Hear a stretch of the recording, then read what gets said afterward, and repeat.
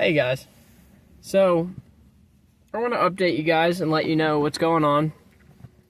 Not because I'm more important than anyone else or I'm trying to be a YouTube star or anything like that. It's more just that I want to share a message regarding what I've experienced in the last couple of weeks. So, I've been living in my car for this will be the third week now. I've chosen to do it because I've got a friend who's in need and he necessarily can't house me right now. I'll leave him anonymous. Because he's sort of staying with a friend too. So it'd be a little too much for me to stay with them. But, so it's giving me an opportunity to, sleep in my car. And there's a couple things I'd like to recommend to people if they choose to do this. And I'd also like to just say that I'm sort of coming from the perspective of someone who's sleeping on my car out of necessity. So this will not be a video on modifying your car to make it safer or change your car in any way. This is more for the average Joe that maybe has to live in their car because they have no other option. Maybe they've become estranged to their family or their kids or whatever. So first thing you're going to need if you're going to do this, especially in the winter months, you're going to need a sleeping bag. That's crucial. And I don't know what brand I have. Let's see. I have a Seuss Sport, and it's pretty good. I'd probably upgrade though. I think moving forward, I'm going to upgrade my sleeping bag to something that will protect you in below zero temperatures. So if you're in a really cold climate, something that would keep you at least sort of warm without your car on. Now, I understand there's probably some areas in this world where just having a sleeping bag ain't going to do it. You probably do need a heater or to insulate your car in some way.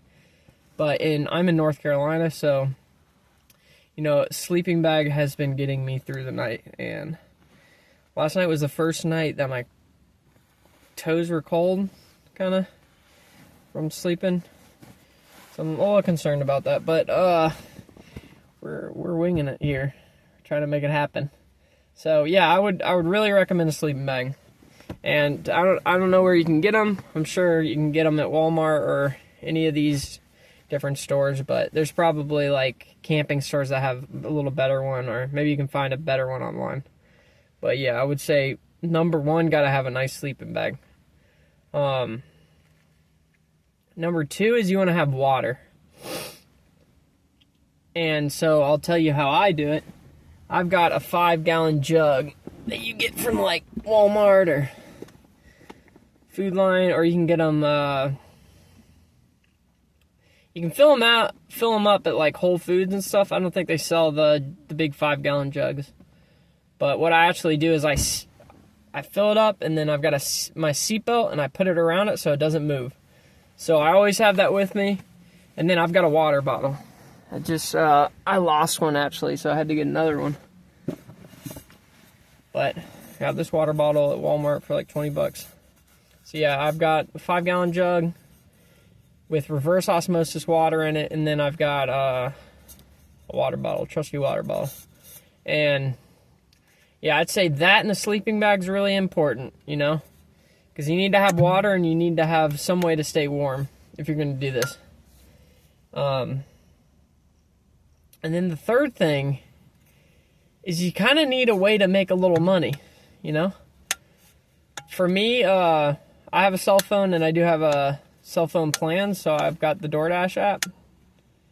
And I can usually pick up like 50 bucks, sometimes 100 bucks, in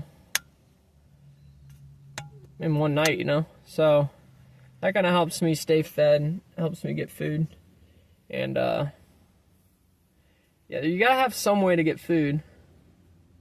Without an income source, that's kind of challenging. So, you could always go to homeless shelters or soup kitchens or something like that. But I've been sort of just using my money minimally to afford food every day. So that's the third thing I'd recommend, is just trying to you know, have a way to get some money coming in so you can eat, you can buy water, you can buy gas, you know. And then the fourth thing is, and this is maybe more a personal preference, but I really need to be clean. I need to feel clean and stuff. So what I actually did is I packed several outfits, several clean sets of clothes, underwear, socks, and I have them in a suitcase in my trunk. And then I also have like a laundry bag. So when I go through a set of clothes, I've got it in the laundry bag. And I have a YMCA membership. And at the YMCA, they have showers, they have a sauna. I mean, they have a pool. You know, they have workout equipment. I actually am going to go in there and work out today. So, yeah, just, I kind of feel uncomfortable in the YMCA, I'll be honest. Because some people in the locker room just, I have to go in there with a bathing suit, but some people just change in there and stuff. But if you can get over that, it's not that bad of a spot to take a quick shower and get clean. I really like the sauna too. I mean, if you're, like, I woke up feeling kind of cold this morning. So, to be able to get in the sauna and heat my body up, you know, change my clothes, get ready for the day.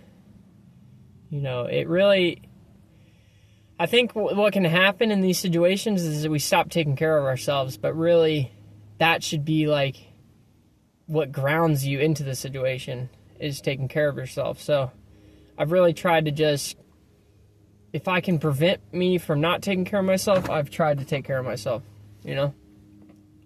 Like, I think within the first week of doing this, I got the YMCA membership because I was like, if I do this a couple weeks and don't shower, like, I'm going to feel like crap, you know? So, I even have, like, a little shampoo. I have, you know, bars. I've got a couple bars of soap. I've got, a couple fresh pairs of towels. What I do when I go in there is I have a bathing suit, so I change in my bathing suit. You know, just the bathing suit, just change into that, and then take a shower with that.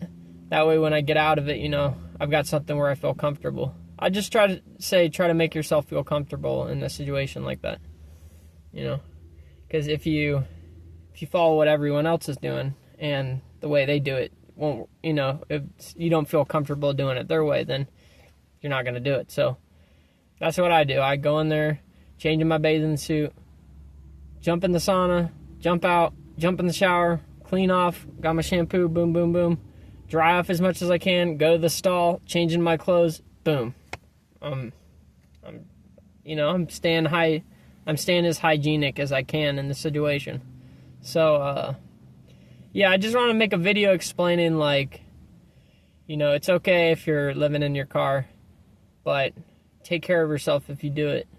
And, the main two things, though, I really want to just emphasize, please have a sleeping bag and have water, at least, you know, stay hydrated and, yeah, have a nice sleeping bag. I mean, if you can afford like $100 one, whatever, something to keep you warm.